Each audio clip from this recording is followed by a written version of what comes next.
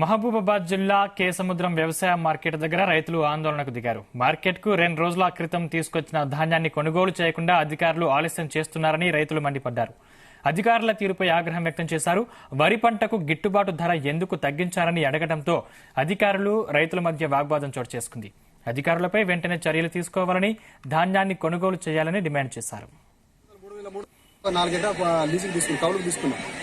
కౌలుకు తీసుకుంటే సరే మంచిగా పండింది, ఒక 10-12 పూట దాకా పండింది. అది ఈ రోజు మార్కెట్ తెస్తే దాని ధర వచ్చేసి 2770 రూపాయలు పడ్డది. అంటే ఎంత లాస్, మొన్నటికి అడిగి లాసు మినిమం 500 రూపాయలు 600 రూపాయలు లాసు. అదే ఆశతో నేను వచ్చి సరే అదే రూపాయి పడతాను కదా, 3200 3300 పోయింది కదా. ఇప్పుడు నాకు ఎంత మించు లాస్ 70 గింటలు గుడ్లు అవుతుంది. 70 గింటలకి 7 మూలి 21 పోయినట్టునా నాకు కౌలు గిట్ట మిగులుతుంది. కౌలుకి ఇవ్వాలి, ఇటు ట్రాక్టర్కి ఇవ్వాలి, అటు మిషన్ కట్టింగ్ ఇవ్వాలి, మందు రూపాయలకి. అరే నేను ఎంత సంతోషంగా వస్తే ఈ రోజు అంతా డీలా చేసి మొత్తం నెగ్లెక్ట్.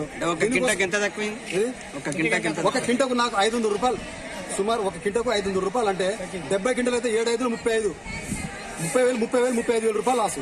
మరి ఏం చేయాలి ఇప్పుడు? నేను మందు తాగే పరిస్థితి వచ్చింది. ఈ రోజు అదే ఉద్దేశంగా ఏదో ధర్నా ఏర్పాటు చేసిన రైతులు. దానికోసం ఏదైనా గవర్నమెంట్ అయిన ప్రభుత్వం దృష్టికి తీసుకుపోయి దానికి మద్దతు ధర చైర్మన్ కి కలుద్దామని మేము చేసినాం. చైర్మన్ రాలే.